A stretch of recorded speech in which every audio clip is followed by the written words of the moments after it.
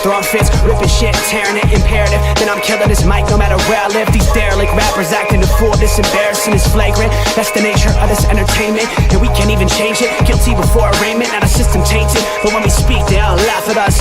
And y'all wonder why I'm lacking trust. Try to fight a giant with attorneys that can back them up. That's church versus science, both sides start acting up. I'm late on my assignment, hopping up a mile high, climbing. Obviously never silent, new alignment, I'm defined, cannot describe it. Used to describe it as a young graffiti artist. Before the beard I always got carded. At every bar, even though my bar has been the hardest. The scars on my face said I ain't always been the smartest. But I'll show you where my heart is.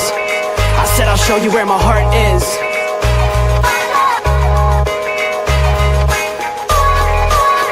I can show you where my heart's at. See it on my sleeve, even if the beat stops my soul.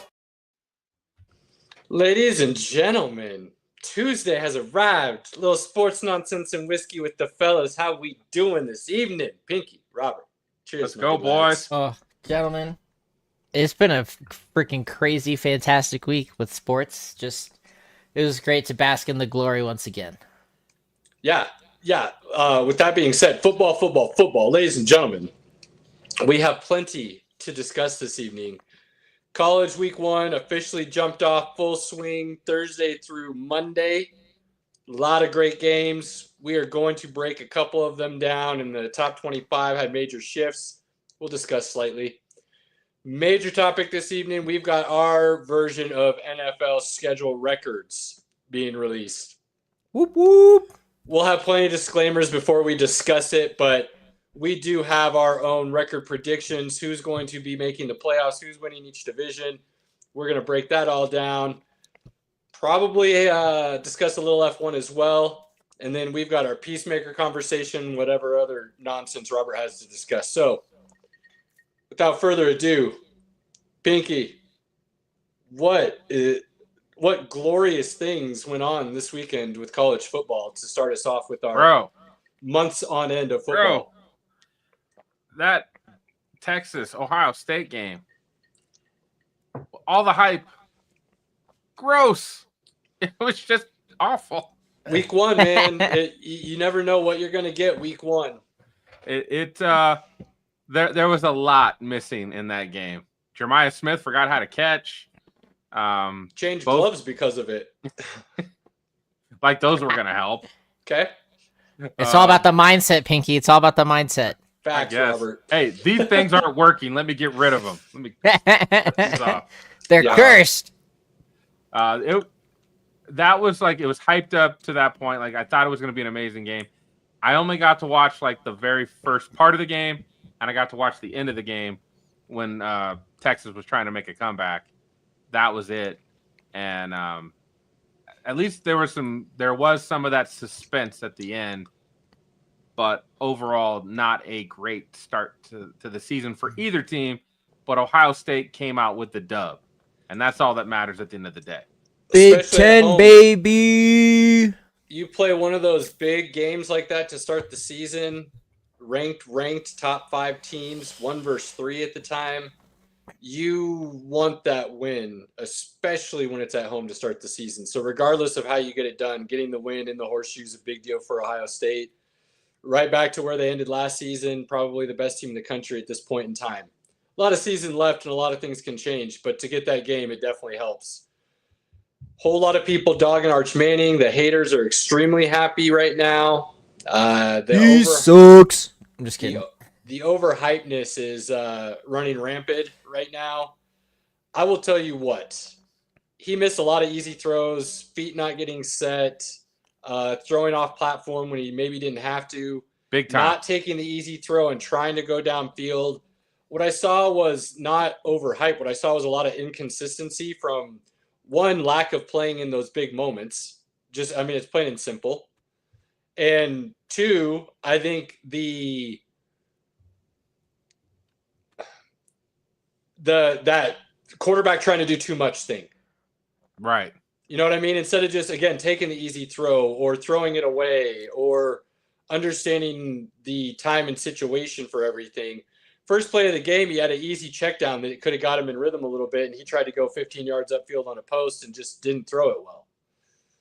So I will say also, he made a throw late in the fourth quarter on their last drive that was a rope up the sideline in between the safety coming over the top and the corner that was underneath.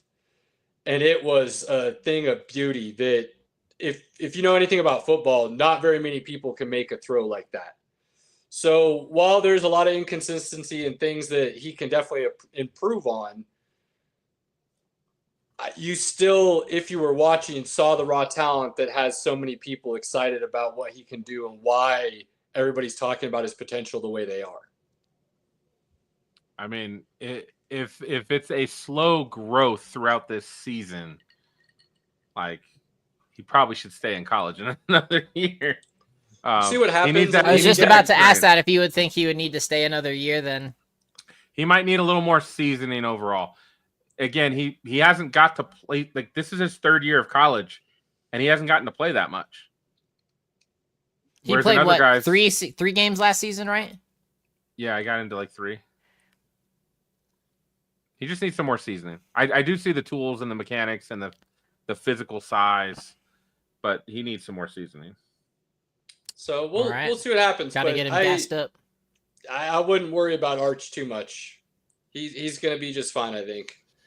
Hang on. I want to make sure I got this right. Ohio State moved to 1. Texas moved down to Big Ten. Texas moved down to 7. Penn State stays at 2. LSU Clemson. Next game we can discuss ever so slightly. I watched that game.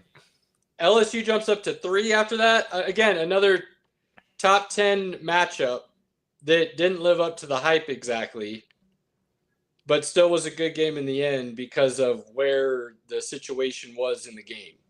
Oh, bro. I watched that LSU. I got a little tipsy during that LSU Clemson game. I was lighting it up. I was doing some Jim Beam pineapple Ooh. with some twisted tea. It's dangerous, man. It's dangerous. I was just tipping them back and enjoying the game. Both of those quarterbacks, and again, every time I watch a game, excited to see the quarterbacks, they kind of don't play well. This is what happens when you only watch like 3 or 4 games a year, and So then you don't watch the rest of the season. In this case, then would this be the pinky quarterback curse, like Oh. Caleb's spoken curse? It I probably feel like is, 'cause- this might be a thing here. Because whenever I sit down and I'm like, okay, I'm going to watch this game. I'm going to watch the quarterbacks. I'm kind of like Klubnik and Nussmeier are both guys that have some NFL, possibilities at this upcoming draft. First pick arguments, depending on who you speak to start this season and see what happens as it unfolds. Kind of thing. Both of them were awful in the first half. They were not good. Second half, Nussmeier figured it out, and that dude was rolling, and he was throwing some bombs out there. So he really turned it around in that second half. He got the dub, which is all that matters at the end of the day, right? Get the dub. Both squads were tough, man. That was a tough game. I think that is a tough. Your first week without a cupcake matchup to play a top 10 team that's very equal in talent to you that's a tough task. Listen, it's the first week of college football. You better show up or show out, or you're garbage. End of story. Week 1 That's it. college football is tough. You just don't quite know what you have until you finally get on the field because And then- you're really only playing yourselves the entire time. You don't get those like the NFL does, joint practices and things of that nature to give yourself a little bit more of a barometer of how you're truly performing. So it's tough. It's tough. And when you have those big time matchups like that to start the season, it definitely gives you a better idea of where you're at right away. And the cool thing about the playoffs, I keep hearing people say, well, they're going to go away from those. Teams aren't going to want to schedule that. I disagree. I truly believe we're going to see a little bit more of it because the one loss does not hurt you Right. in the long run necessarily to at least still get into the playoffs. But that game to start the season can set a tone and give you a really good idea of where you need to be for the rest of the year Well, to get where you want to be in the end. unless if you're Alabama and you lose to Florida State, then it kind of does matter that one loss. Well, I mean, yes and no. You could have it where that's the only loss they have this year. Really bad week one, and they go on a tear and a run, and they win the national championship. Or it could be a loss like they suck. There are a lot of holes that are not going to get fixed, and it all depends on what happens in week two. They're just gonna lose. But Florida State coming out swinging like that is a statement for sure. There's no doubt about that. Achilles heel time. I mean, it Nick jumped them Saban into is the gone. The Alabama top 50. empire is over. The Well, I mean, Rebels that are was taking true. it back. That was true as soon as Saban retired. Saban Yeah. was the dynasty. And to think otherwise is foolish in college football. And now the Rebels are taking it back from the evil empire. That's great. Yeah, Florida jumped to 14th. Alabama fell to 21st. Yeah, everybody loves that. LSU and Clemson. LSU's third, like we said. Clemson dropped to 8th, still in the top 10. The other really interesting matchup, Pinky, was the Miami-Notre Dame game. Notre Dame's quarterback being a freshman, there were moments in that game where you looked at it and go, yeah, that's a freshman. And there are other moments where you go, all right, I see why this kid started. He's got some game. Yeah, but freshman nonetheless. Miami, look, hats off to Carson Beck. I'll give you a little bit of flour because I don't know where that game came from. I do not expect that to continue for the rest of the season, but you played well, sir, and you led your team to a victory in a game that many did not think you were going to win. Where was that Carson Beck in Georgia last year? Yeah, maybe Georgia's got a lot more issues than people want to start talking about just yet, huh? Because 2023 Beck, pretty darn good.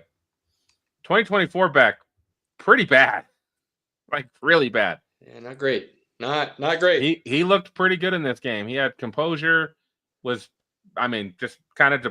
was playing point guard, right? Nothing spectacular, but I don't think Carson Beck's got any of those 5-star tools. He's just a guy that, as long as he plays point guard, it's pretty good. Yeah, not just bad. Distribute. Get it? I was shocked. I bet on Notre Dame to win.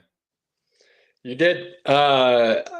So if you're keeping score, ladies and gentlemen, at all, basically a Pinky bets on your team, you're going to feel really good about the outcome for the weekend. Okay? Miami and Notre Dame. Oh, so wait, are spots. you saying Pinky's like Drake, where every team he bets on, they almost lose? I'm not going to go to that length just yet. It's early in the season, but that might be the case for college football. I did bet on Georgia Tech, baby.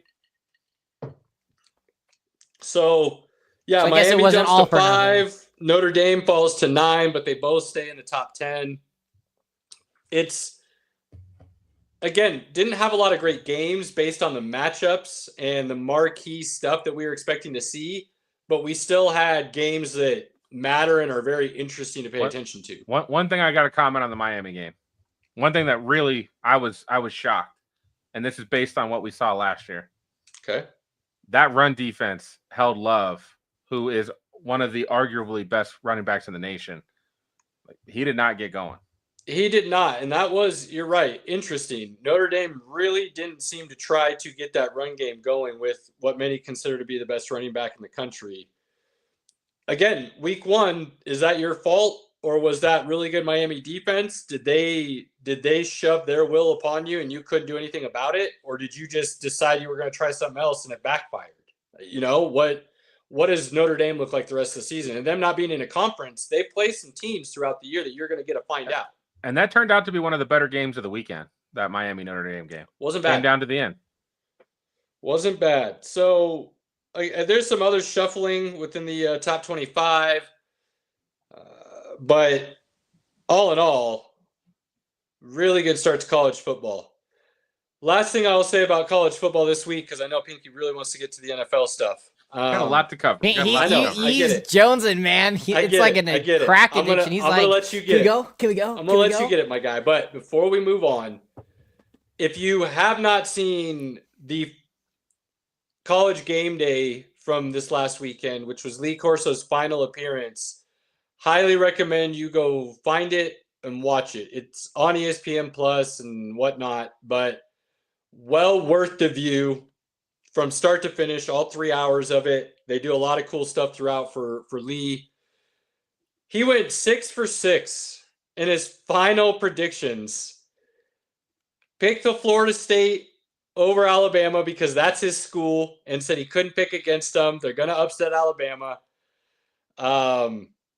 He had Brutus for his very first headgear pick ever. Brutus was his very last headgear pick ever.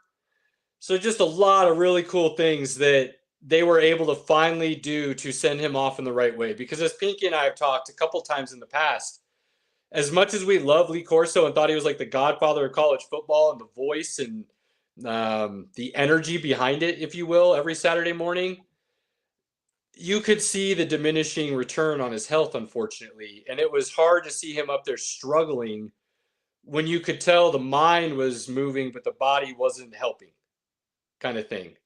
So to see him have enough there to get through in a really good way, and then pay tribute to him in a really, really thoughtful and, dare I say, elegant manner, it was awesome. So go check it out if you haven't, because it's worth the view. If you really like that, you should watch it. I know you don't really have that love, Robert. It's okay. Don't waste your time. But it was really good. Lee has been he's meant a lot to college football, and it's good to send him off. It was definitely time for him to move on to enjoy.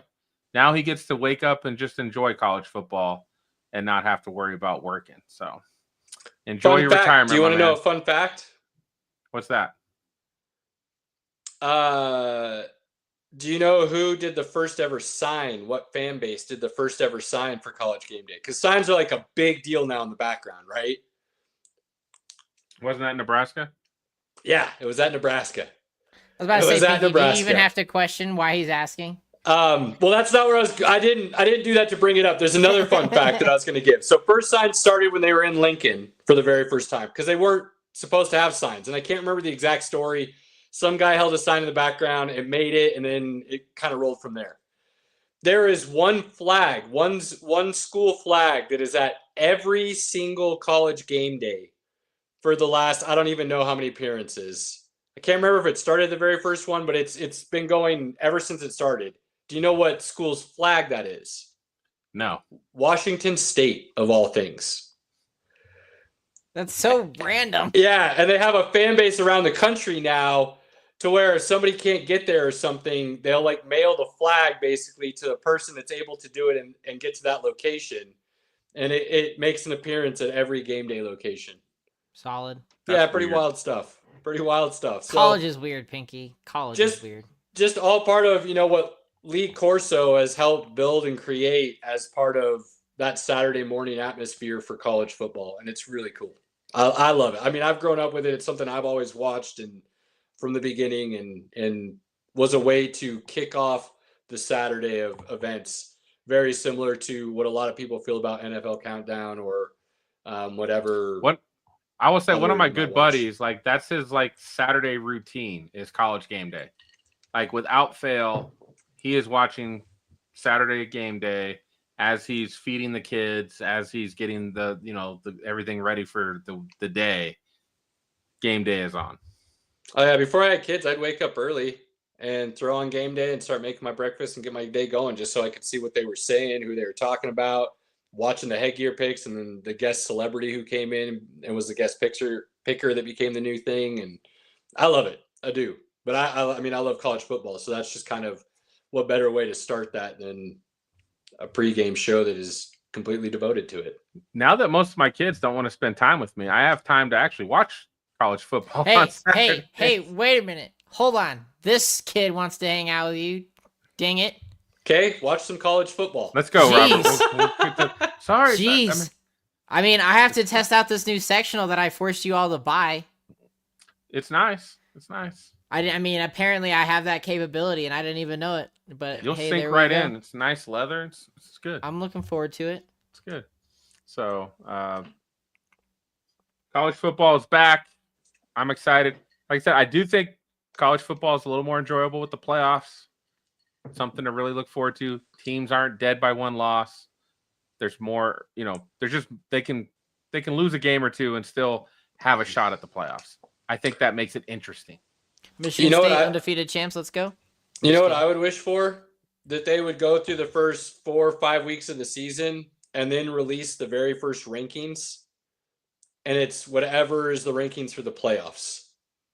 Instead of having these preseason AP polls and coaches polls and stuff that base people on how they start and where they start, take all those numbers and metrics that you use to try and figure out who the best team is, put those in the little pot to figure out who you're going to rank and rank them 1 through 25 with the playoffs, and let that be the first week of rankings. That changed a lot of things that we're seeing, I think, and it would be a lot more fun. I like it. Good thoughts, All right. Caleb. Good thoughts. I would back that. You have my vote. All right, Solid. Caleb, is this where we throw the warning? What Warning. This want the- schedule is you want the exactly what's real going to warning? happen in the game. We know all, we see all. We got We're the not going to script, get guys. this wrong. We got the script. This is Okay, what it guys. looks like. That is the entire 272 game schedule of the NFL. We go Because through. These guys have problems. we pick I'm just kidding. I'm just every- kidding. We pick every game, okay? And we seriously look at home versus away, where the game was, who they were playing the week before. Like, we seriously try to think about as many different things as we can when we pick these games. Here's the disclaimer, okay? We know that these are going to be terribly wrong. All right? We know 100% that. accurate. We totally understand that. Don't listen. But to Caleb. everybody's completely wrong when they do these things, right? That's 100% just accurate. the fun and nature of it. Don't listen to Caleb. But Pinky, what is our biggest thing that we always say? We're always right. This guy, can we mute him tonight? He is feisty, man. He was feisty last night when we did this. He's feisty tonight. Man, something I don't know what got into him. Something. I do like this Robert though. I like this version of Robert. It's fun. Anyways, what do we always say, Pinky? We're always right. I mean, we say a lot of. Oh my gosh, you two. Help me out, brother. Help me out. I've been drinking. The disclaimer for the schedule release. He doesn't even. I don't even know why we're doing anything now. Caleb's questioning the entire. Just tell the existence. people what you Like, want we to could just be hear. done for the evening. Like, what? Pinky already got drunk. Robert doesn't even want to talk sports. I am not What do drunk. He's you ready mean? to just. He's just ready to yell at everybody. What is Yeah. happening this evening? What are we talking about, Caleb? What The you got big for us? disclaimer is we are Broncos fans. And Oh, yeah. taking off the rose-colored glasses is not as easy for some as it is for others. And there may be some on this who might have felt a little need to go overboard with the Broncos schedule. It's okay. It's okay, because it's probably going to be wrong like everything else, guys. So don't get angry. It is what it is. But honestly, here's the real disclaimer. We truly pick these based on the matchup and the team and what we actually think truly who's going to win, okay? So this isn't just like we're Broncos fans. We picked them to be good, and then And lines. everybody else we think is going to be good is going to be good. And no, we really do look at every game. We do pick it based on the matchup and the teams and how we truly feel. So when you hear something like this isn't a homer situation, this isn't a what we hope to see. This is what we truly think is going to see. Now, there is 3 of us, so we don't always agree, but because there's 3 of us, there's always a tiebreaker. So some of these, only one person might have been agreeing upon, and the other 2 people got the vote that way. And it's not entirely what everybody on the show thinks, but it's the majority rule here, and that's what the show thinks. So I bring the majority. if you don't glad I like it, could that's help you. fine. Tell us why. Give us your thoughts. Let us know what you think is going to be different and why it's going to be different. But don't think we just randomly picked out of hats. Like, we truly gave this a lot of thought, and we do think it's a lot of fun, and we care about it. So it's not something we just willy-nilly threw out there and said this is going to be somebody's record. You know what I hate? I love that we do this because we do take into account what we've already said. When we go through and we say, okay, this team's record is this, and this is how we got there, then we go and mark that loss for that other team. That way we've already predicted that loss, right? Whereas then when I watch every year after the schedule, NFL programming has a lot of guys that go through and they do your whole schedule. and they pick all these wins and losses, but they give you this is what you're going to be, but then when they do the next team, they don't keep it the same as what they've already picked. So I'm like, that's not how you do it. If you picked them to win this game, then they won that game. And obviously when they play that other team that you're doing their schedule, you need to show that as a loss, right? You tell them how We it is, do that. Pinky. We You do tell it. them. We do. 'em. You crack It's that whip. it's a lot of work, and Caleb does a great job. We appreciate you, buddy. Yeah, Thanks, Caleb. my pleasure.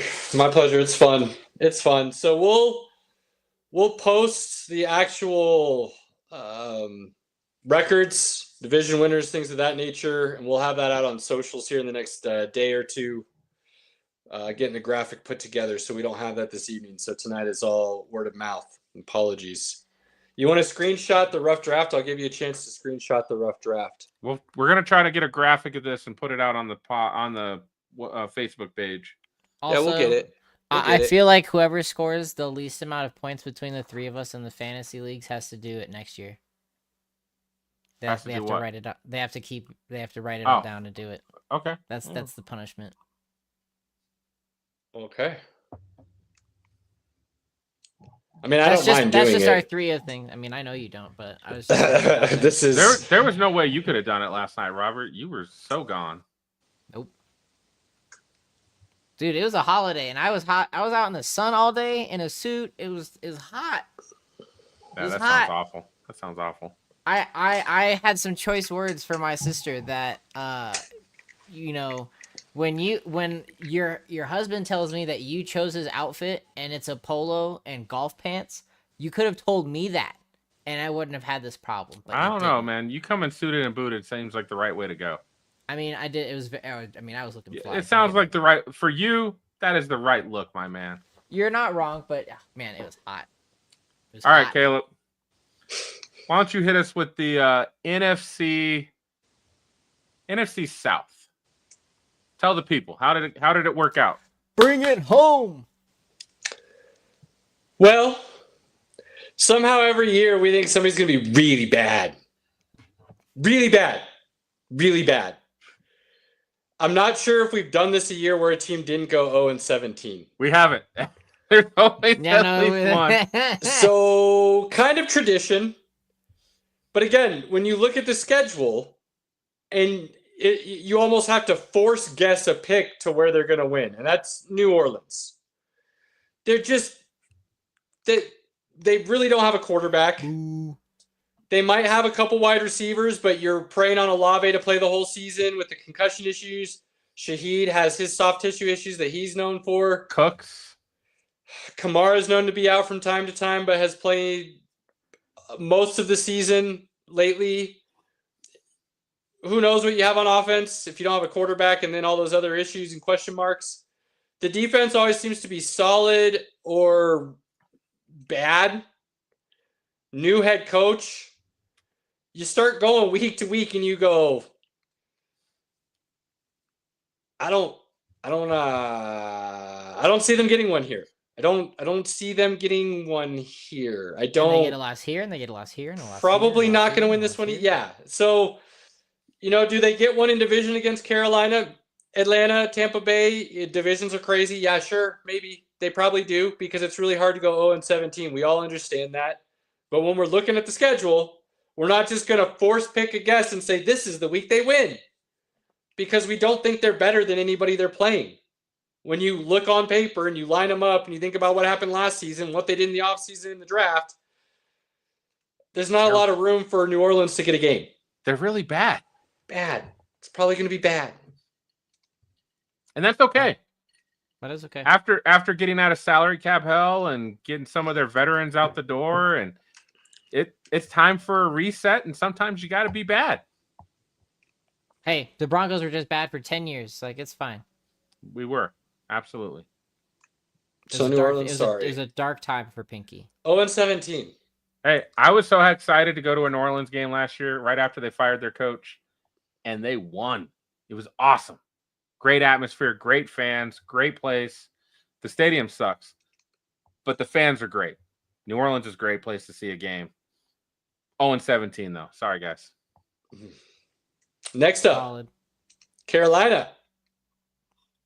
Gross. We like what you're doing down there. We think based on the way the season ended, there is some things to improve upon and build off of.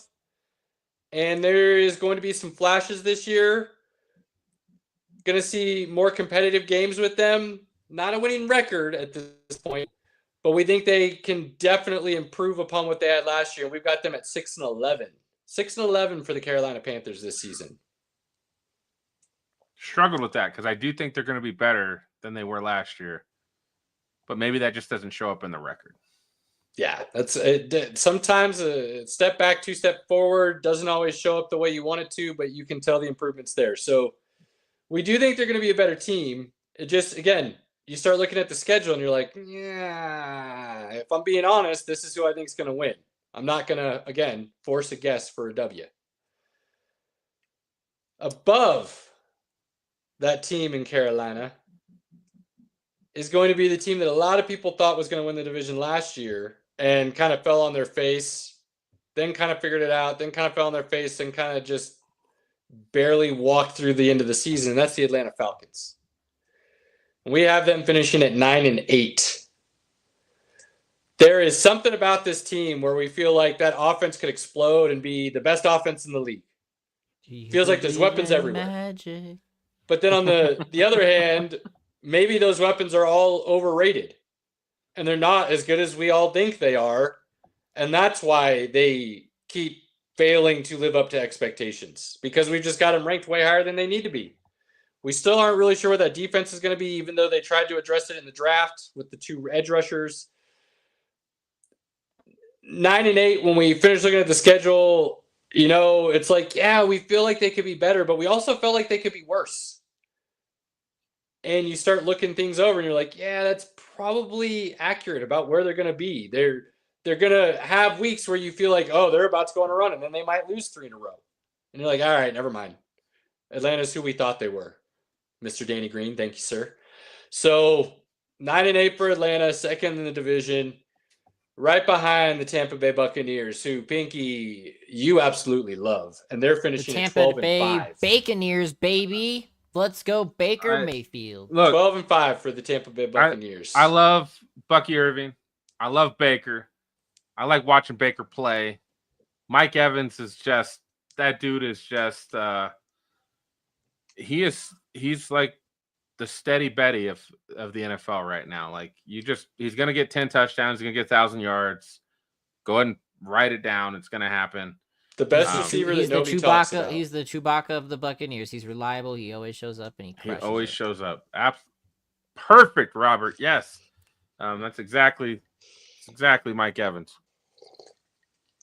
And then whoever's the number 2. Godwin, McMillan comes back, and Ibuka, whoever you got. So I love them. And the defense, they had a lot of injuries last year. They're all healthy right now. They stay healthy. Todd Bowles usually puts out a competent defense.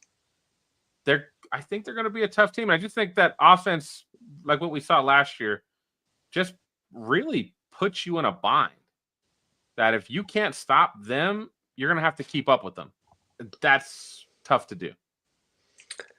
It's going to be interesting to see what that offense does. They got a lot of weapons, a lot of continuity, but a new offensive coordinator for the 3rd time in 3 years, if I'm remembering correctly. Yes, I believe so. We'll see what that does, but winning the division 12-5, NFC South goes to Tampa Bay. Whoop, whoop. Let's go. Where would you like to go to next, Pinky?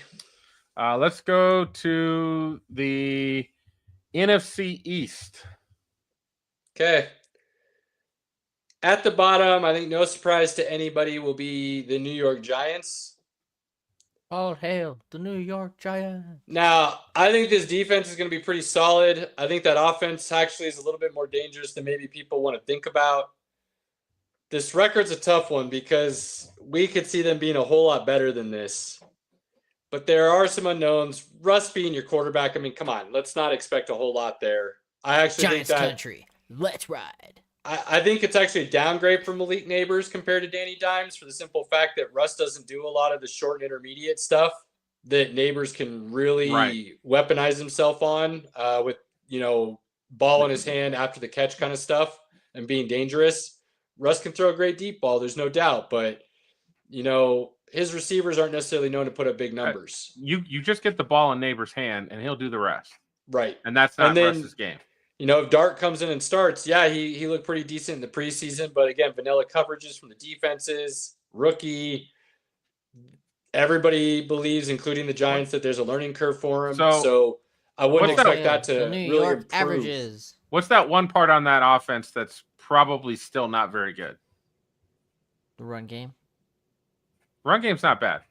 You're going to say the offensive line? Yeah, that offensive line's still not very good. I don't know. I think they were much improved kind of the second half of last season as they got a little bit healthier.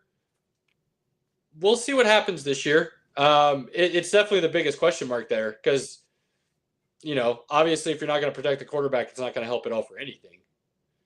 So we will see how that works out. But Giants, you're going to be at the bottom of that division. We got you at 2-15. Rough year. But if you truly believe you have your quarterback of the future in Dart, you're one step ahead already. Another high pick next year.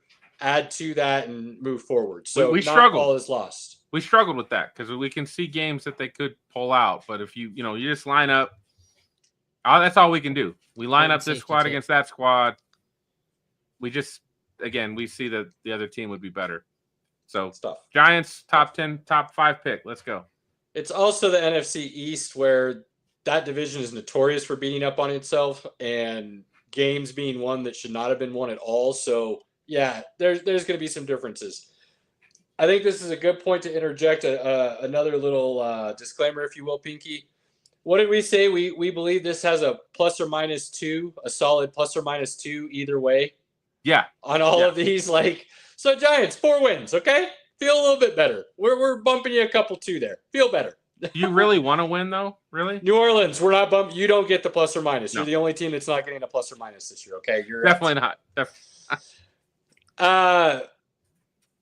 A surprise to me is how low Pinky is on Dallas. Robert just hate. So not a surprise the way he decided to go. Overrated. But we've got Dallas sitting way down in the division in 3rd and not even fighting for a playoff spot, well below a 500 benchmark of any kind. 4-13 for the Dallas Cowboys this season, and a lot of struggles. Now, I did have Dallas rated lower before they got rid of Micah. That's true. I'll give you that. You did say that. Like the Micah Still crazy trade to me that you're not putting them at least 8 and 9. I kind of feel like they're going to be pretty bad, man. You do. I don't think they're going to be able to run the football. When you can't run the football, I don't think that defense is going to be a sieve. They're going to be playing from behind. I think you'll get your fantasy numbers. If you drafted Dak or Pickens or CeeDee Lamb, awesome. I think you will get good fantasy value. I don't think it's going to equal to wins. Dallas struggles mightily this year. Struggles mightily. They're like swamp trash. This guy. Wow. Second in the division, fighting for a playoff spot, will be the Washington Commanders. And they, while the record says ever so slight step back, have a really good season because the schedule is not easy for them. And they're going to finish 11-6 this season. That schedule's tough. They're resilient. They got this. So, Washington fans, the only scare you should have, and we will tell you a little bit more at the end and recap it to why, but you're going to need some tiebreakers, and that's going to get very dicey at the end of the season on whether or not you get into the playoffs. While the record says you are there, there's going to be some ties that need to occur and break in order for you to be the team that gets there. And we will discuss towards the end again. Bo is thinking like us. I like it. Solid, Mr. Ben. Solid. Woo. And then what should be no surprise to anybody, and if you don't believe they're going to, I can listen to arguments for why somebody else might be. but they're going to need to be some pretty solid arguments because Philly's going to be really good again. They just are. And we've got them finishing first in the NFC East, the first repeat champion of the division in 22, 23 years, something like that. Yeah. And they finished with a record of 15-2. 15-2 and the 1 seed in the NFC. Barkley's gonna bring the hurt. Let's go, Birds. So, I love the way the Eagles play football, man. I love Howie Roseman. I'm probably biased. I'm biased by the Broncos, obviously. The Eagles are probably that team I'm really biased about because I love everything they do. The way they draft, the way they trade. I love that they play defense. I love that they run the football. I love it. I don't disagree with you at all. If you haven't figured it out, me being a Nebraska fan, I have a propensity to be biased and have a love for the running quarterback. So I love Jalen Hurts, and I think if you think he can't play the position, I feel sorry for you because I think he plays the true point guard of that really well. And yeah, he may not read the field as well as somebody else. Yeah, he may not have the strongest arm. But what he does do well, he does at a really high level. And the thing to me that I love the most is when the lights are the brightest and the stage is the biggest, my dude balls out on a regular basis. And I don't know how you can hate on that. Look, when he gets hot, he is hot. And it's hard to stop that guy. When he is on, he's running, he's throwing, he's RPOing. Like that dude, hats off to Jalen Hurts. Fun to watch play football. There are games he's off. And when he's off, it's not great. We all have our days. We all have our days. Pinky, right, as Robert. you're finding out at work now, you have your own days. That's right. Let him in. Let him know. Let him know. Yep. We all can't bat 1,000 every day, all right? Bo, please stick with us. We always do the West last. Hold on. We're going to the West. I thought you wanted to do the West last, like always. That's what you've always said to me. We're doing the NFC West now. We'll do the NFC North last because I think that's the most interesting of the divisions of the NFC. Sorry, Ben. He pretty much tells us what the rules are, and then on the fly will adjust his own rules, and then we all look like the fool. Yeah. So Pinky just derailing us like per usual. Jeez. Right on in. Here we go. NFC West, ladies and gentlemen. It should just be Pinky the derailer. I think this division, more than any, gave us the hardest time. Yes. We see a lot of parity in this division, and you're gonna see why real quick. And it was this is where even the tiebreaker, whoever was that third vote to break what the win or loss would be, struggled to decide. It wasn't very clear cut a lot of the times. So the NFC West was fun. The margins are very small in this. And a lot of that is just our non-faith in Stafford's back for the whole season. And that played, honestly, a big factor in the situation as we started looking at things. So if he has to sit at all, the Rams probably aren't where we have them right now. Oh, this whole thing is flipped around. Everything, but we try our best to pick our games based on the fact that the season started and we look at the rosters as they are now. Stafford is the starting quarterback still. They said he's playing week 1. If he's good to go and playing, he's a really damn good quarterback and they have a lot of weapons. So that's how we play the season out right now. If he was out, this would look a whole lot different, I promise you. He's going down in game 1. We all know it. This guy, and this is somebody who actually likes Matt Stafford being a Detroit man. He hates Matt Stafford now. I hate Matt Stafford. Foolish. He's a traitor. I know. He is a traitor. But he's not. Oh my God. I'm not even doing this tonight. Move along. At the bottom of the NFC West, we have the Arizona Cardinals, who I actually picked a couple weeks back, a month ago when we started talking preseason. I actually have them as a potential dark horse run in the playoffs in the division. The voters do not agree with me in any way, shape, or form. So their record is actually bumped bumped up because of me. Otherwise, it would be a lot less. But we have the Cardinals at the bottom of this division at 7-10. That feels right. It just does. I think they're going to be better than that, but I could see a lot of things going south on them very quickly, and then egg on my face and I look foolish, and that's okay. But because of the majority rule here, 7-10 is where we got them to, and I was able to finagle a few extra wins into that scenario. Then, and here's the deal, guys. Maybe another good time for a disclaimer, eh? Maybe a good time. We don't play out the tiebreakers. We don't go that extra layer deep to play out the tiebreakers to see who's actually going to be in, out in the playoffs and things of that nature.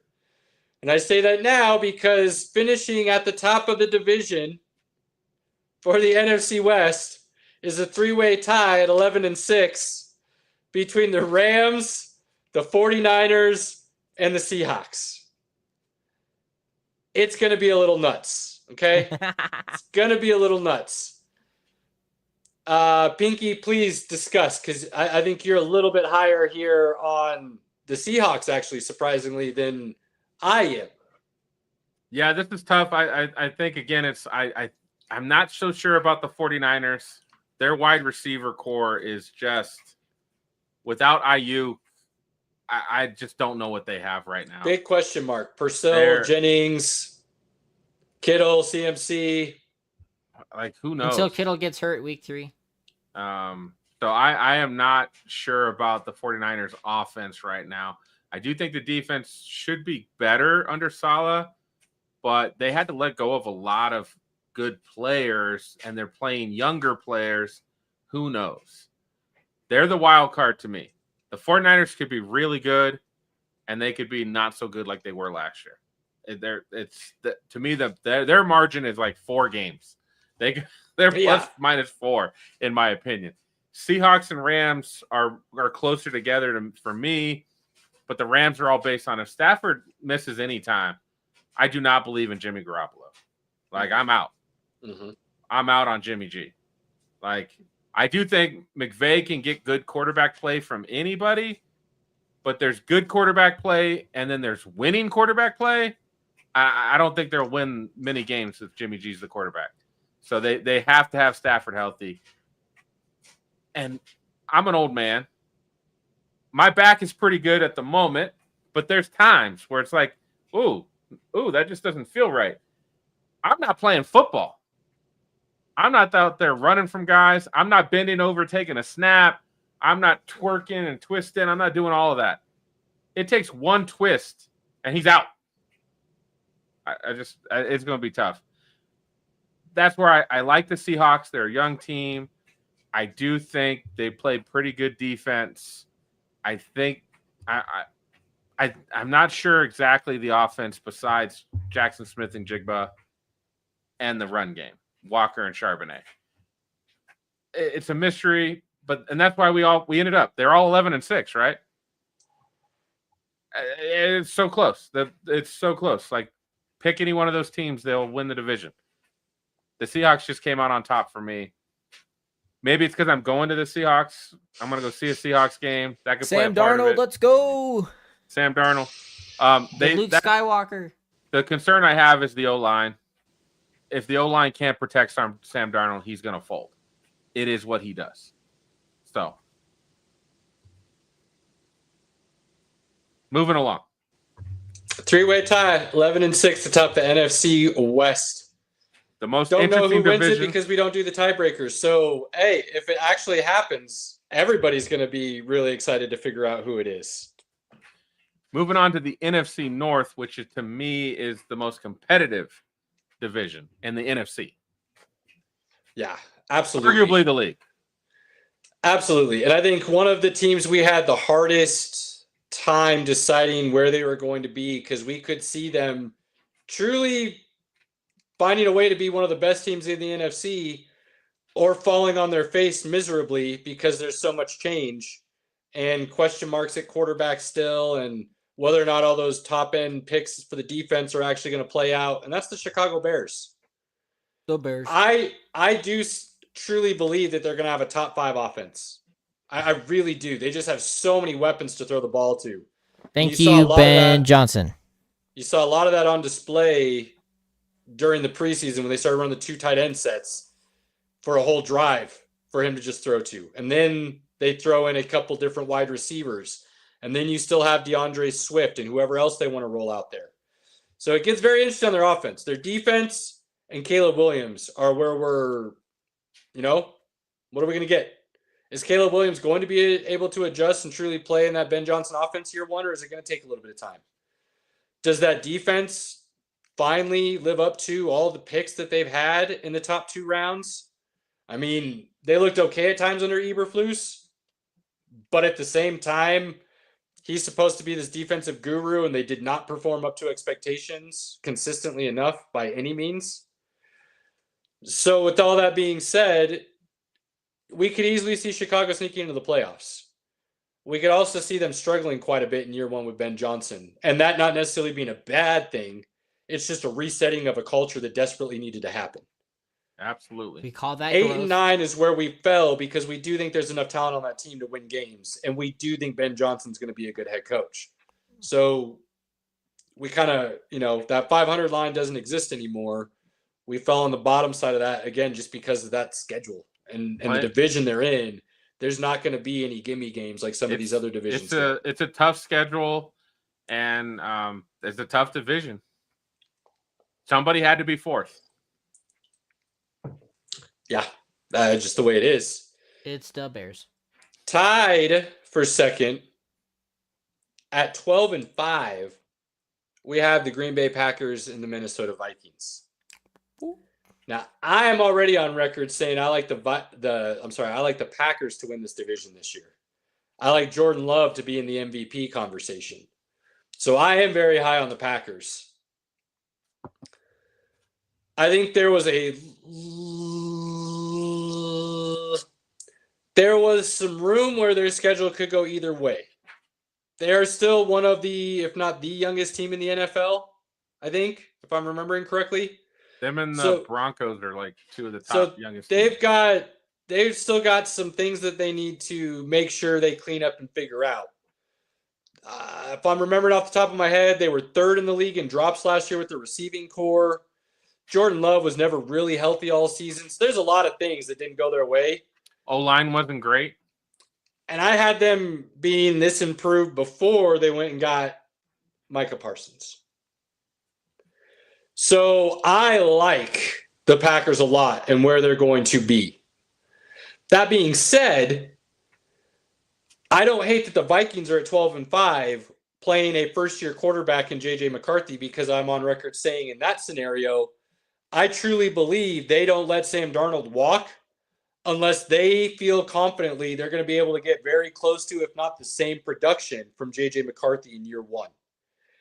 And part of that is simply because of the weapons they have and the head coach and the game planning and play calling. They added to their defense, right, Pinky? That defense is going to be even better, and Brian Flores had them already playing really well. They did. And that's, I think, for me, I gave the Vikings the edge in a lot of games, specifically because that defense is a swarming defense that forces they put so much pressure on you. They force you into making quick decisions. And that's where they get a lot of turnovers. And I just believe in that philosophy. You're going to give up some big plays. You're going to give up some points here and there. But a lot of times you're going to put quarterbacks under pressure. And some of the quarterbacks that fold under pressure, you will make them very uncomfortable. So that's why I like the Vikings. And Kevin O'Connell is just a really good coach. He is. He got 300-yard games out of Nick Mullins. Like Josh Dobbs. The Pastronaut was good. Like he's going to get JJ McCarthy playing pretty good football with a really good defense behind him. So, and who's number 1? Detroit Lions, baby! Detroit Lions. D-Town. 13-4, winning the division. Not going to get that top seed, as we've already talked about in the NFC with Philly going 15-2. What up, Doe? But they're going to be sitting right there, 13-4. that defense, I think a lot of people forget what they were able to accomplish last year playing legitimately third and fourth stringers. Hutch, baby. I think Hutch is the biggest question mark, and whether or not they're still going to be able to generate a pass rush. I don't expect a lot from him this year, and I think anybody that is just fooling themselves, unfortunately. His Call me presence a on the fool. field is still going to be good. It's a big body. He is fundamentally sound as a football player, so he's going to be able to provide something. But being the same dude that was leading the league in sacks even 3 weeks after he was injured last year is not the guy he's going to be this year. You're not going to have that same level of explosiveness and agility coming off the break in his leg that he had. You're just not. He's not even a year removed from it. So the fact that he's even starting the season is wild. Because he's a beast. But he is better than not having him out there. It's going to be interesting to see how they generate as much pass rush, because I think what he's truly going to be this year is about 70%. And by the end of the season, maybe 85-ish, to where you'll see him the following year back to his truly dominant self. I think it'd be a wise decision for them to go back and bring Zadarius Smith back, who's still out there as a free agent. Wouldn't hurt. Another body out there like that does not hurt, especially if you can play him situationally and he doesn't have to be out there all the time, right? Now, I have a soft spot for Detroit as well. I love Dan Campbell. I like the way they play the game. I love his aggressive nature. And after going to the draft in Detroit and just being there, like I want those guys to see what a Super Bowl looks like, right? So let's go Lions. Let's go Lions, baby. So AFC. little teaser, and we'll give the full rundown when we're done with the AFC, and we'll give both sides. But little teaser, there are 9 teams in the NFC fighting for those 7 playoff spots, and it's truly going to come down to tiebreakers. So it's going to be really fun to see how that plays out. All right. Moving over to the AFC, and we're going to go really quick on this one. The AFC South. Why would we not spend a lot of time dissecting this division and making sure we understood every in and out, Pinky? Just to make sure your heart bleeds a little, Caleb. No, I'm just kidding.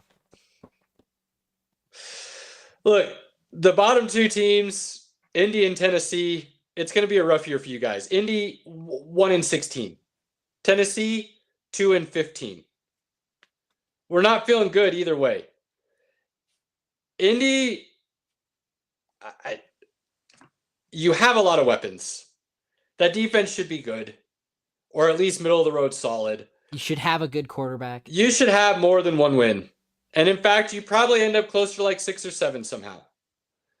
But when we really look at the schedule and we think about who's playing quarterback and the issues that team has had over the last couple of years and the struggles, even when they had competent quarterback play, it just never seemed to work or gel. Right. And I don't, when we talked about it, I didn't, Pinky didn't, Robert didn't see a scenario in which any of that really changed. And in fact, we're doing you a favor, Indy, because this is our way of saying things are finally going to get rock bottom so that you can build up. Because this will allow the Irsay daughters to clean house and set up shop their way with their rules. And then they can truly know that what they're doing is going to work or fail. And there won't be any more of this yo-yoing between the GM and the head coach and the quarterback and everything else that's gone on over the last 10 years or so. Clean it out. Clean house. Yep. So this will be the nail in the coffin that finally allows you to do that. So you're welcome. Our gift to you. Tennessee, what are you? Garbage. And is Cam Ward going to be your future? No. Yeah. I think Cam Ward is going to be pretty good. But I just don't think the O-line's not great. Tony Pollard's good, but he's not great. Right. Calvin Ridley's okay. Like, yep. Everything they have at the moment is it's okay. Yeah. The defense isn't good besides Simmons, is it Justin Simmons? The former Bronco? No, not the former Bronco. The guy that's the D lineman in the middle. I think he is. I don't Justin remember. Simmons. Yeah, that sounds right. Robert, look that up for me. Defensive tackle for the Tennessee Titans. They Simmons. just got a ways to go. I think they're doing it right there with the head coach and the way they're trying to completely reset the roster after they Jeffrey moved away Simmons. from Vrabel. Jeff. It had a J. It had a J. So I think they're going about things the right way there right now. They're not a mess like Indy feels, but there's going to be some time that they need to get the pieces there. They had to reset after Vrabel, so it's okay. There's nothing wrong with being bad another year. Another team resetting, but with a lot more pieces because they've had enough draft picks to do so and put weapons on the team. They always just have a top 10 seemed draft to continuously miss on the head coaching situation. And maybe they missed on the quarterback too, but this is going to be the year to really figure it out. And that's the Jacksonville Jaguars. And we do think, based on what Liam Cohen was able to do in Tampa, that he's going to be able to get some production out of that offense with the weapons that they do have between Brian Thomas, drafting Hunter, Etienne and Bigsby, Trevor Lawrence. They're going to be able to do some things. That defense has a ton of first-round picks. If they don't show up this year, they're never going to. And they need to just clean that entire side of the ball out. But we think they're going to be decent enough with maybe some flashes of optimism.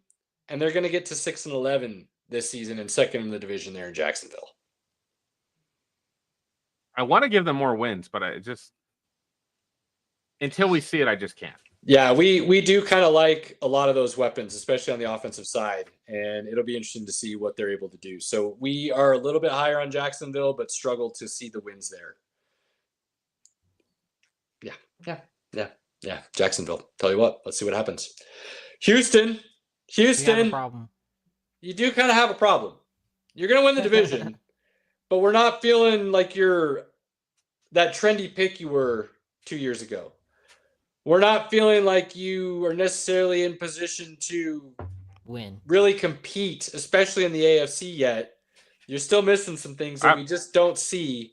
I'm worried, But you're man. in the playoffs with a guaranteed divisional win, 10-7 for you, Houston Texans. I'm worried. If they were not in the AFC South, I don't think I would have them with more than 7 wins. But they play in the AFC South. And that's their saving grace. It helps. Because I think that O-line was not good last year. And they didn't do a lot to improve it this year. And CJ Stroud struggled with a bad O-line last year. I'm nervous for CJ. I really am. I like that kid. I met him.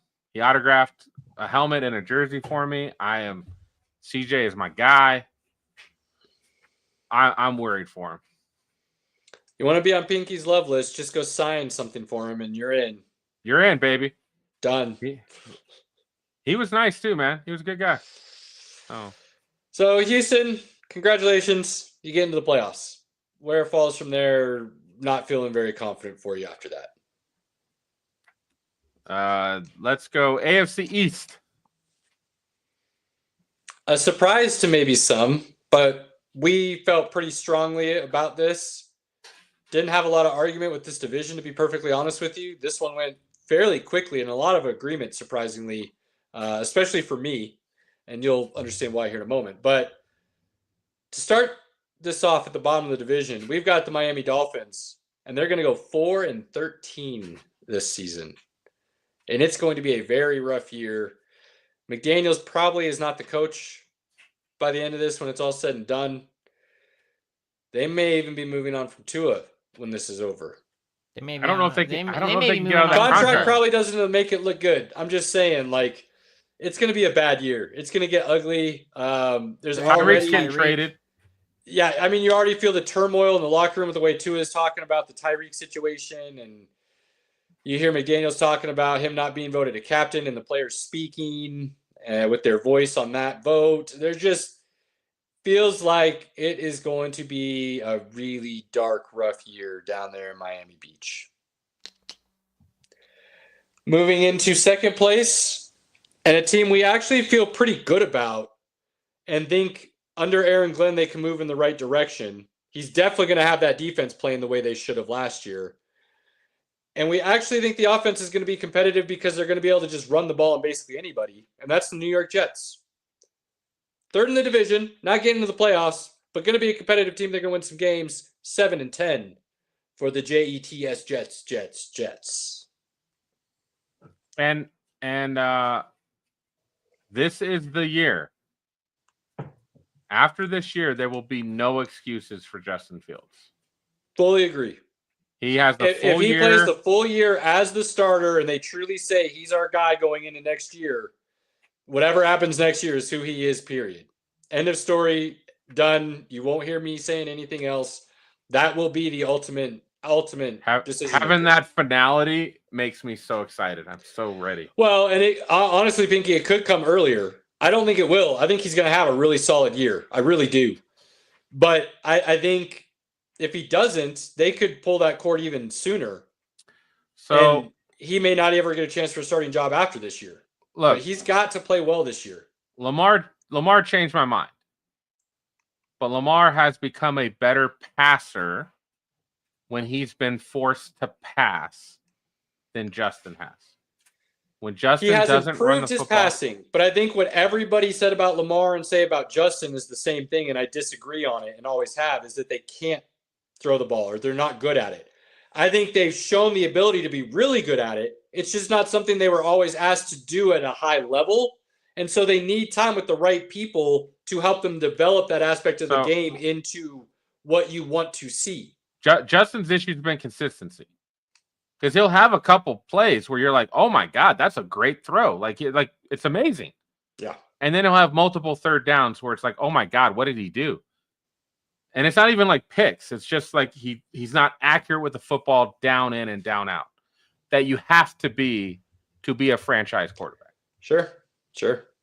So, New York, if things go the way we think they will, the record's not going to necessarily say they're going to be as good as we think they are, but we do think they're going to be a really good competitive team. And if they get things going on that offensive side of the ball, especially, and build a true identity, they've got weapons with Garrett Wilson, the running backs in Hall and Allen.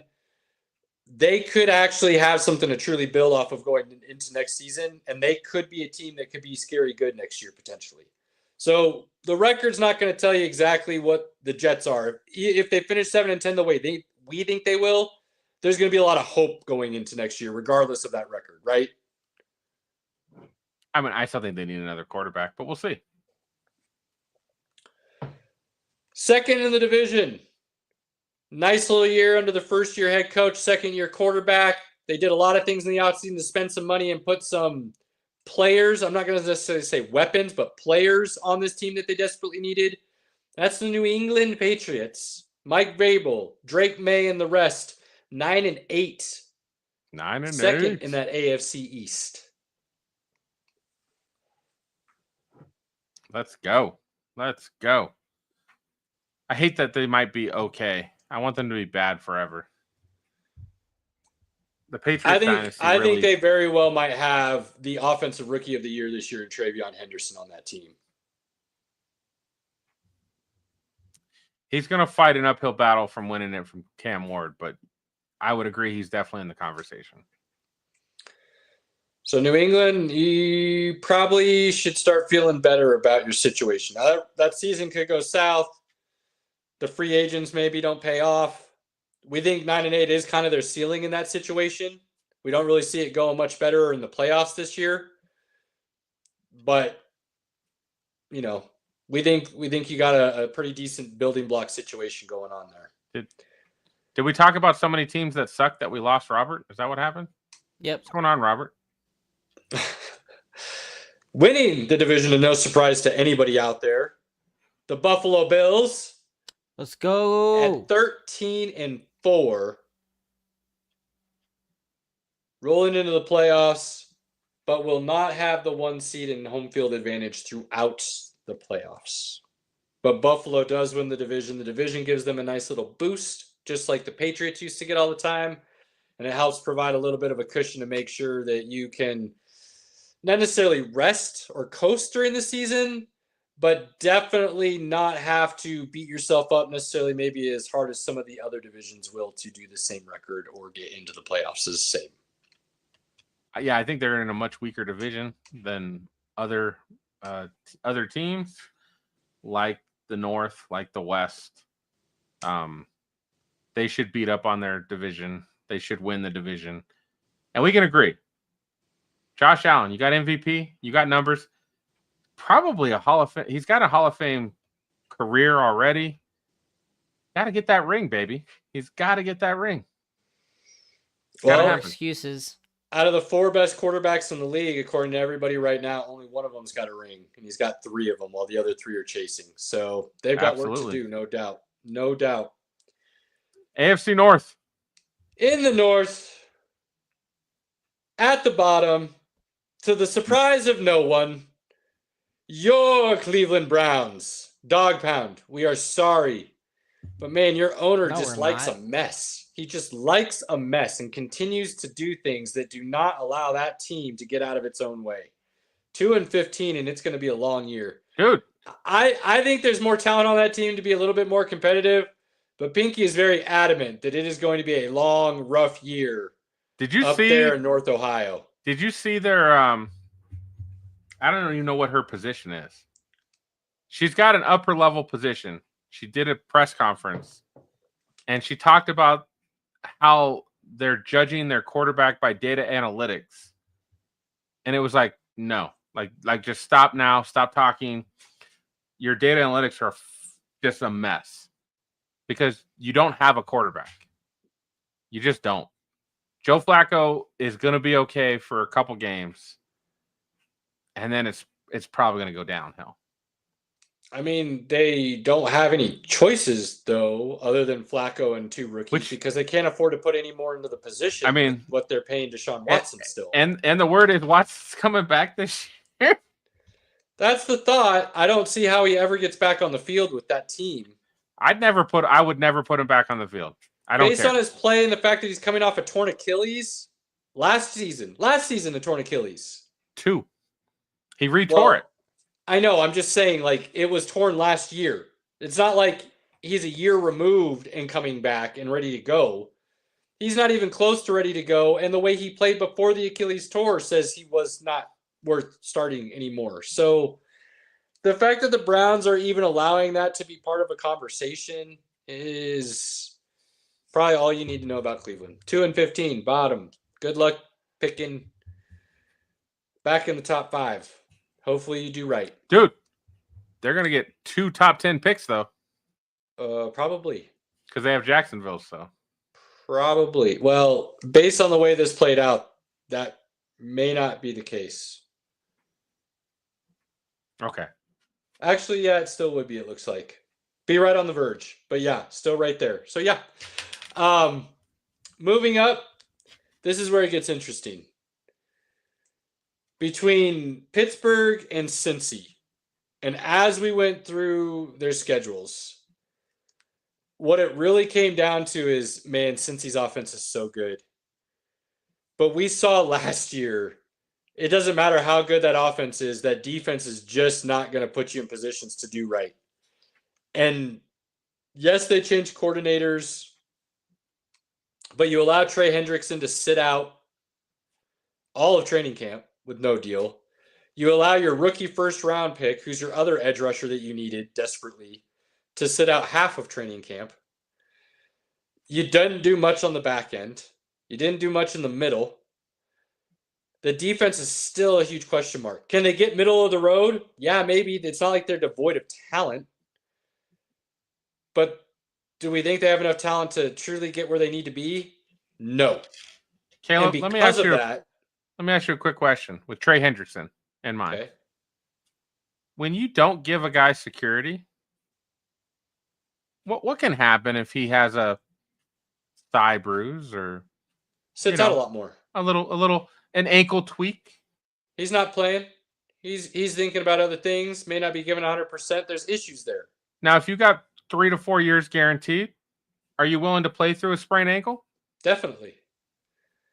Now, here's where that all comes into play. Cincy is notorious for starting off the season slow. Very slow. And guys, I told you, we looked at every game, okay? And we thought Cincy would probably be our most controversial because they finished 3rd in this division at 9-8. But here's the deal. this is how they start the season. At Cleveland, home against Jacksonville. Whew, love that, baby. We start slow usually, and we get those 2 games to open the season. We're feeling good. 2-0, money. Let's start rolling. Except for then you go at Minnesota, at Denver, home against Detroit, at Green Bay. Like, you run through a gauntlet right after that. And based on how you tend to start seasons, the potential issues with the defense, and the fact that you still have an offensive line that is at times a sieve, and Joe Burrow still finds a way to ball out, 9-8, we almost felt like that's generous at times. And we could see Cincy winning the Super Bowl. So let's not get it twisted. That's how good we think that offense could be, and we could see the defense showing up out of nowhere. And they could go on a run like they did a few years back to even get to the Super Bowl. So this isn't us saying they're just going to be bad. But when you start looking at the schedule, like I just laid out for you, and history and everything else they got going on, 9-8 and a bit of a rough down year for Cincy is kind of the narrative that's going to start building. I am still.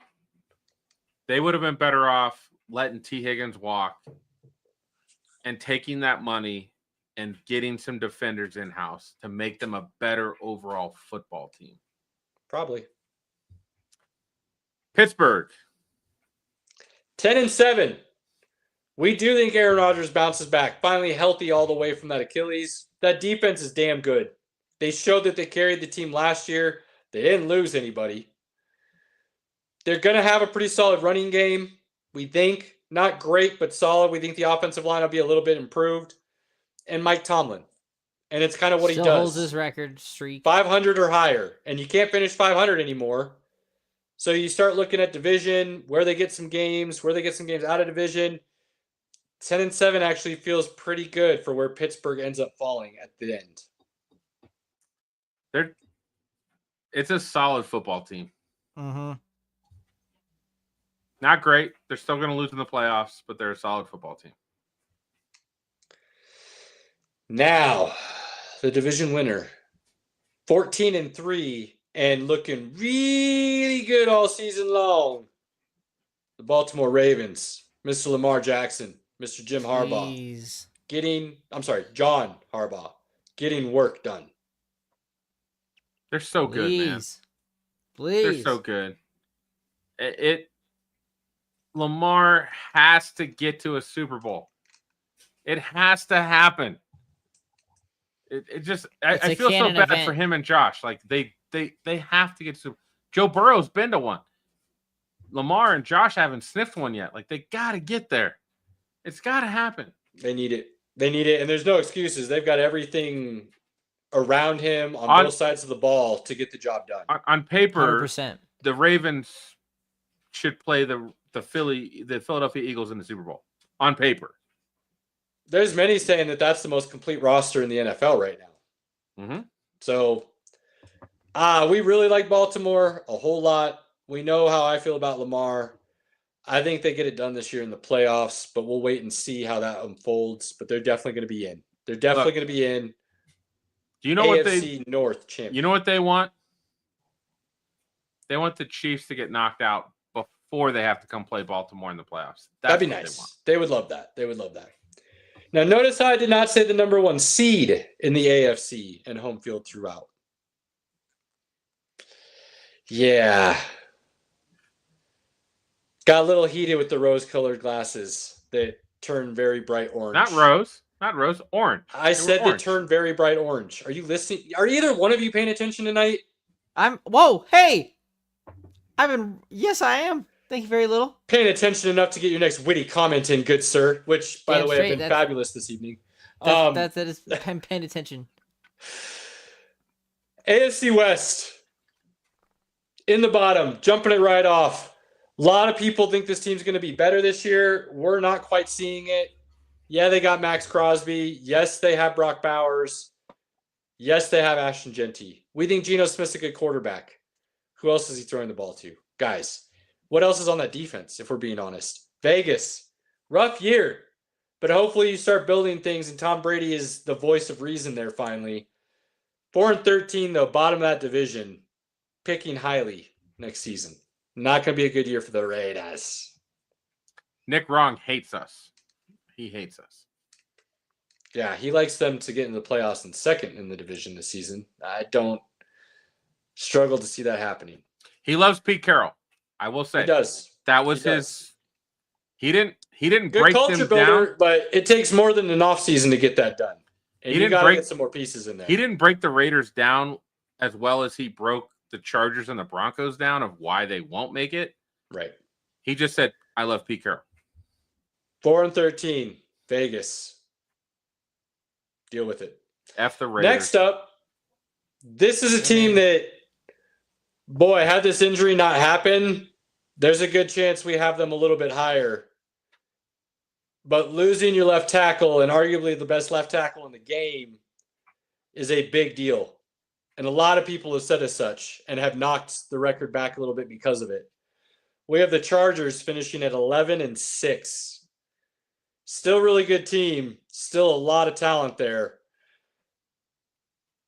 Jim Harbaugh is going to get work done. We believe in Jim and what he builds. But you lose that left tackle, and that's something you don't just easily replace. And that changes your game plan and scheming a lot. I'm still not sold that their defense is going to be amazing either. And they still deal with a lot of injuries. I don't know if they've changed up their training staff yet or what. They had a lot of injuries last year that impacted them. I still don't think their defense is going to help them get to where they want to be. But still a good, solid football team. Very playoff football team. So there is that. Finishing second in the division at 12-5, the Kansas City Chiefs. That's right. The dynasty is over. You suck. Now, they have a bounce back year in the sense that they're looking like the Chiefs again. They're not winning all these really close games and people are writing them off because of it. They're winning and they're doing it in the Chiefs way, if you will. So the refs They helping. got a brutal schedule. And they do play in this division where two of my cohorts here believe the best team in the division is going to run rampant and Rugshaw over everyone. So they Hold on, discount hold a on. little bit. Pinky on. doesn't think so. The matchups, the Chiefs play the Ravens and the Bills. We don't. And they play the Lions as well from the NFC. And we play the NFC East. So I just feel like the Broncos have the easier schedule. Overall, that doesn't mean they're better than the Chiefs per se, but they have an easier schedule than the Chiefs have. They do. I will agree with you on that. I still think there were some bright orange glasses being worn rather than some, muted orange glasses, if you will. Regardless, I didn't disagree as much as it might sound like I did. So there is that. But the Denver Broncos win this division at 14-3. Yeah. Whoop, woo! As we Now- said before, ladies and gentlemen, this is 100% accurate. Put your money bets now. We give the disclaimers ahead of time for reasons like this. I'll also give you another little fun anecdote and story. A couple years ago, feeling really good about the Denver Broncos when they had a new head coach and they brought in a quarterback from another team via a trade. And we picked them to be pretty good that season too. And they failed miserably. So if you want to call us an idiot and say that this is going to be the exact opposite, you do have some history on your side to be correcting. Hold on. We understand that. If you believe the plus or two minus, Broncos 12-5, still pretty good, right? I still feel like that's still valid. Now, I will say, in all honesty, part of the reason the Broncos got here is fourfold. The schedule is a big one. Arguably the number one defense in the league, and it got better in the offseason. Arguably the number one offensive line in the league. A run game that should be improved to go with that offensive line, and we believe this second-year quarterback should take another step in the right direction under Sean Payton. So all those things combined do get you to where if you look at the schedule and you put on some orange-colored glasses, it's going to be very easy to see how we got there. If you take the orange glasses off it might be a little bit more of a struggle, but it shouldn't be something where you go, these guys have no idea what they're talking about. There is a very clear path of how the Broncos could end up in the situation. I think you would have had them a little bit less, but you still had them at like 11 or 6, 12 and 5. I think 11 and 6 is exactly about where they end up this season, and I think that's very justifiable. But we shall see. We shall see. But they right now win the division, tied with Baltimore for the 1 seed in the AFC, and then tiebreakers unfold to see who gets it. So now into the playoffs as we end our predictions and records for the segment and season. Should I do that again? I kind of like this. Bringing it all together. AFC playoffs. AFC playoffs, real easy. Cut and dry. Buffalo, Baltimore, Houston, Denver, KC, LA, Pitt. That was a lot of teams. 7 teams, done, no questions. The only thing you're trying to figure out is some seeding a little bit. I feel great about that. Like I think records might be different, but I think those teams are correct. So there's your 7 from the AFC. NFC, like I said, there's 9. Philly, Detroit, Tampa. Whoever wins the NFC West? Seattle. Maybe. San Francisco? Maybe. LA? Maybe. So one of the AFC West teams is your division winner there. So you got 4 division winners. Green Bay and Minnesota, right? Then you also throw in Washington, San Francisco, and Seattle. And, LA, if they're not the division winner, is one of those. But 9 teams in the NFC. You're going to have 4. You're going to have 4 fighting for the 7 seed. And 3 of those are going to be fighting for a division win. And then a first round bye. But first round home field. So it's going to get very interesting there in the NFC. Very interesting. Yeah, buddy. And that is 2025 NFL Script, brought to you by Sports Nonsense and Whiskey. Like I said, we'll get a graphic. We'll have this up in the next couple of days so you can review, go through, tell us what's right or wrong, and fully dissect the heck out of it and blast us. It'll be fun. Can't wait. With that being said, we're not talking F1. We're going to move right into Peacemaker. Make sure we get to discuss that. And then next week, we will have our full slate back and be able to discuss everything. Robert, when is the F1 race this weekend? On Sunday at 7. 7 a.m.? Yes. Yeah, because it's overseas. Are you coming over to my place at 7? No, I'm not. I don't know. I'm probably just going to take it easy this weekend. I need to get some stuff done. The first football Sunday. Hey, talk about this off air. We got better things to discuss for the people. Fair. Peacemaker. Bro, Season 2. Episode 2 was off the rails. Oh, wait. Spoiler alert! Yeah, no. Episode 2, freaking wild, man. Eagly, what a G. Wow. Eagly is dope. Best sidekick ever. Are you kidding me? Straight up. He's like, this is my house. Through that team. He had a Macaulay Culkin moment from Home Alone. This is my house. I will defend it. Yeah, that was great. That was awesome. I am stoked about the direction of where this story's going. I think it's pretty much exactly what I thought it was going to be. Can't wait to see what the last 3 episodes hold, though, because there's supposed to be some really big things that you're not ready for and you're not expecting. So everything we're seeing now, I think, is expected, and that's how James Gunn wants it, obviously. So it's going to make it even more fun when things really actually hit the fan, because apparently this isn't hitting the fan yet. So the fact that you've got the old team meeting secretly basically together and still having a connection. You've got one of them spying on the other. Them. You got a couple other ones with life decisions that they're trying to figure out and have no idea what they're trying to do, but are probably in love. And then you've got the other two who think they figured out life and are happy with what they're doing, but have no idea what's really going on. And that is a 5-person combo that is going to have an awesome arc of storytelling that I cannot wait to see how it unfolds. And then you've got at the center of all of it, Peacemaker himself and the alternate dimension closet that his dad had, and how that led him to his other self and other family, and then killed himself, and how that's now starting to play out in just sheer depression of realization of what his life is compared to what it could have been.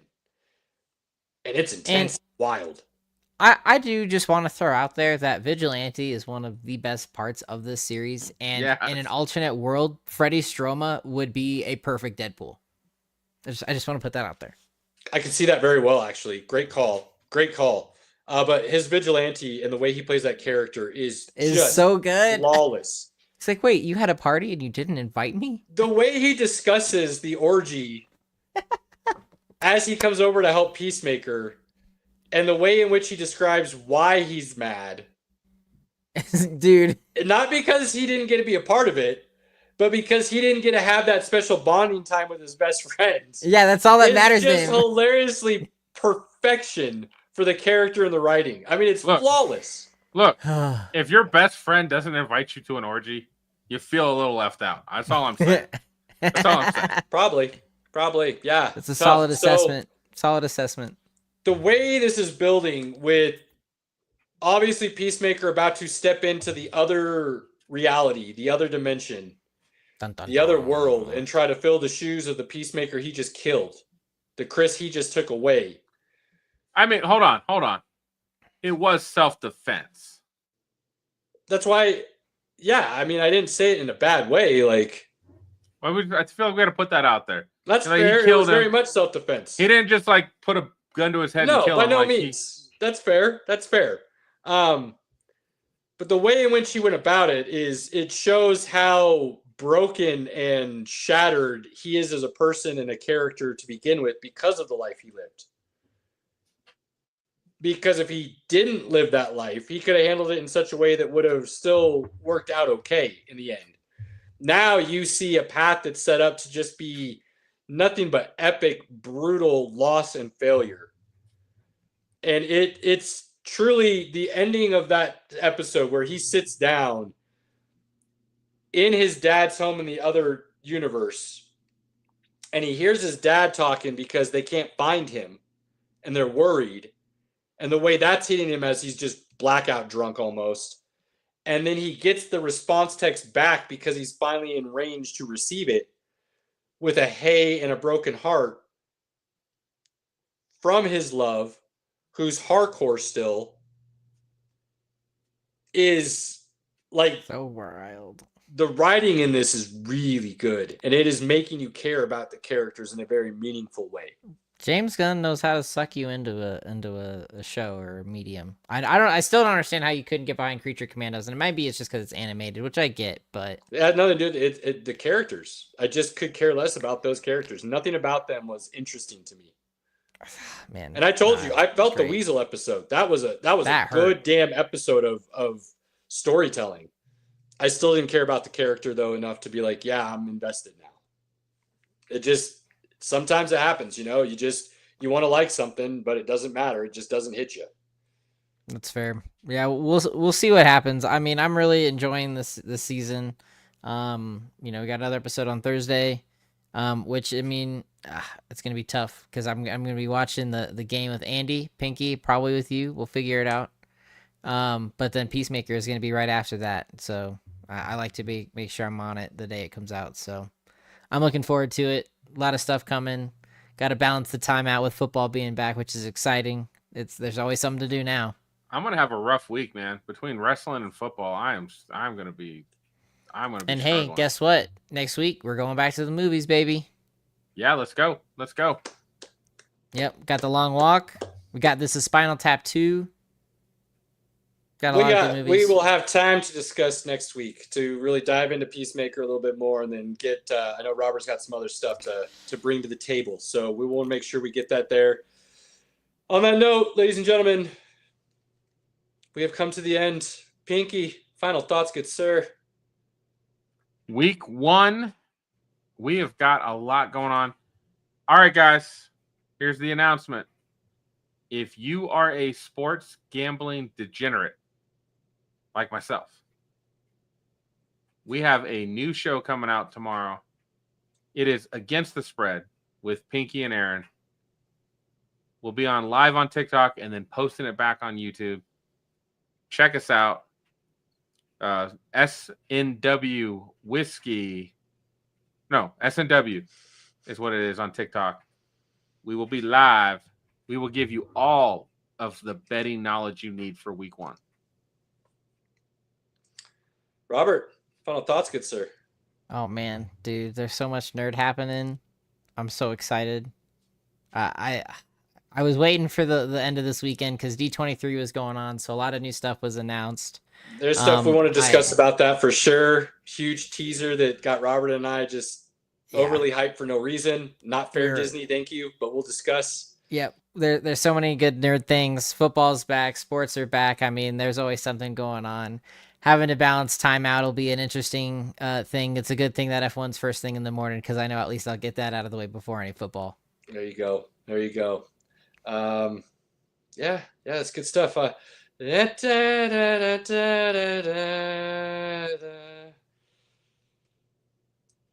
Gross. On that note, you got that time to spend with your family, loved one, friends. Do not take those moments for granted. Cherish them. If they are in or part of your inner circle, please use those moments wisely because they will come and go and you do not get them back. Cherish them as much as possible. We appreciate everybody that supports us in any way. Please like, follow, share, subscribe, comment, talk to us. Let us know what's going on. The more you do that, the more it helps us grow, and we can truly make this community something that changes how people view and talk about sports, and we can get rid of all that acid talk that seems to be polluting the airwaves these days. And we talk about everything. If we don't talk about it, we'll find time. Introduce us. Give us an introduction, an education. We love sports. We love nonsense. We like conversing. Till next week, everybody. Peace. Later.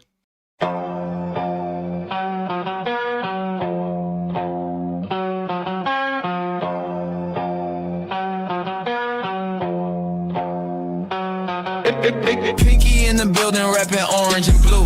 Broncos country, yeah, you know how we do. Hot take so wild, you remember the name. From college ball to the pros, Caleb spitting game. Robert here, the pop culture plug. From comics to racing, pour the drink in the mug. Sports, nonsense and whiskey, yeah, bold talk. Good laughs and a glass in the air. Sports, nonsense and whiskey, right? Kick back, tune in, take a wild side stroke.